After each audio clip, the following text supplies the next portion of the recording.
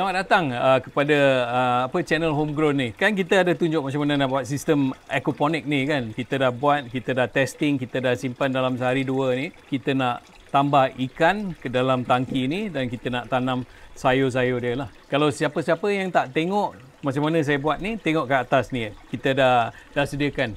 Just klik tengok, baru boleh sampai ke tahap ni lah. Kita akan masukkan ikan dulu sebenarnya. Dan kita akan cycle dalam seminggu sebelum kita letak sayur. Selalunya macam tu kerana kita perlukan ammonia build up dekat dalam tangki dan kita perlukan nitrate yang build up dekat grow bed kita lah. Untuk tujuan menunjukkan macam mana kita tanam sayur dalam sistem ni, saya akan buat jugalah. Tangki ni kena cycle ataupun kena on sistem ni bila dah masuk ikan dalam seminggu. So dia dapat nutrien yang secukupnya untuk apa-apa yang kita nak tanam. Sekarang kita nak masukkan ikan dulu. So ikan ni adalah ikan tilapia kita. Untuk sistem macam ni elok pakai ikan tilapia lah. Beli yang kecil-kecil tu, yang benih ikan tu. Dalam 1 inci ke 2 inci. Yang kita dapat ni dalam 3 inci lah, 3,5 inci. Untuk sistem macam ni tilapia bagus. Yang satu lagi yang bagus ialah keli. Keli dia memang rugged lah. Keli mana-mana apa jenis kualiti air pun dia boleh hidup lah. So kita dah dapat 3 ekor ikan ni. Kalau sebesar ni 5 ekor bagus lah. Untuk menunjukkan hari ni kita masukkan ikan dulu. Bila kita dah masukkan ikan tu, kita biarkan dalam 7 hari lah. Bagi dia okey dengan tempat dia, tempat baru dia. Tapi dalam 7 hari kita kena bagi makan lah ikan tu kan. Nanti saya tunjuk apa yang kita bagi makan lah ikan tu. So hari ni kita akan tanam daun salad lah. Untuk tanam dekat sini senang je. You just buka dalam lubang macam tu. Masukkan. Macam tu je. Dan tak payah jauh sangat lah. Dari satu ke satu. Kita pastikan dia ditanam dalam sikit lah. Jangan terlalu ke atas lah. Kerana kat bawah tu memang ada takungan air kan. So at least akar dia dah boleh resap air terus lah. Area macam ni kita boleh tanam dalam 10-15 daun salad ni. So daun salad ni senang tau. Jangan harvest atau jangan tuai semua sekali lah. Untuk saya selalu potong lah. Untuk kita sistem untuk keluarga dalam rumah ni, kita petik lah 1 daun, 2 daun, 3 daun. Pokok salad ni akan selalu keluarkan daun yang baru lah. Kecuali bila you nampak dia dah mula berbunga. Bila dah berbunga memang daun dia akan kasar sikit lah. Dah tak sedap untuk makan lah. Itu time kita kena tukar lah. Sini kita ada kucai. Kucai pun senang kita nak tanam. Kita pecah-pecahkan kucai ni. Pastikan akar dia menghala ke bawah lah. Menghala ke air. So ini bayam Brazil kita. Kita cari anak pokok. Kita buka batu-batu ni. Kita selitkan ke dalam. Janji akar dia masuk ke dalam. Lama-kelamaan tu daun ataupun akar dia akan ke bawah dan pokok ni akan stabil lah. So kita dah tanam salad, kucai, bayam Brazil dengan daun kesum. So pastikan satu yang penting, dia ada cukup cahaya matahari. Kalau terik sangat, kita kena tutup bahagian atas tangki ni dengan kain hitam lah. So, supaya air ni tak berkulat, tak ada algae yang tumbuh dan ikan ni pun sejuk sikit lah. So kalau kita ada grow light yang 4 segi tu, yang besar tu, kalau kita letak ke atas ni, dalam rumah pun kita boleh tanam lah semua benda ni. Sayur yang sukakan air memang akan betul-betul berkembang lah dalam sistem macam ni. Ni bayam Brazil memang suka air. Ni daun kesum memang suka air. Salad okey lah. Kucai memang suka air. Untuk start benda ni, saya rasa ada kebaikan juga kalau kita masukkan seaweed lah. Seaweed yang dah cair lah.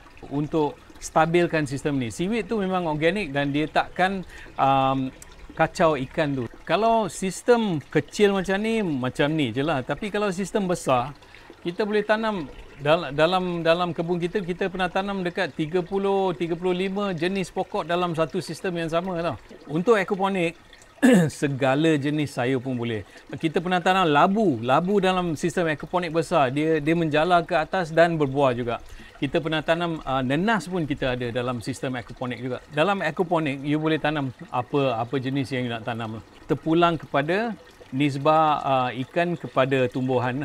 So kalau tumbuhan yang memerlukan lebih banyak nutrien dan lebih banyak khasiat, kita kena lebihkan ikan dan lebihkan makanan kepada ikan tu. So ikan tu akan produce lebih banyak nutrien lah. Alright, untuk kita tambahkan kekuatan dan kesihatan sistem ni, seminggu sekali kita akan tambah seaweed ataupun rumpai laut. Ada jual dalam beg dekat kedai-kedai pertanian ataupun nursery. Setengah sudu teh ni, bancur dalam air dulu dan kita letak seminggu sekali lah. Dia ada banyak micronutrient. Selain daripada nitrogen, mikronutrien yang diperlukan oleh sayur-sayur daun ni lah. Kita boleh masukkan terus ke sini. Selain daripada masukkan terus gini, saya suka siram lah. Kalau kita siram macam tu, dia akan masuk air. Pokok-pokok ni ataupun sayur-sayur ni, dia akan semakin bagus lah, semakin sihat. So untuk ikan-ikan yang kecil ni, kita bagi pellet yang kecil lah. Pellet untuk ikan-ikan yang kecil.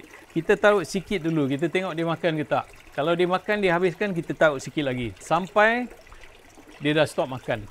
Dan pellet ni akan terapung lah. So apa-apa pellet balance yang terapung tu, keluarkan daripada sistem. Kalau kita tak buang pellet-pellet yang terapung tu, sistem kita akan jadi kotor lah.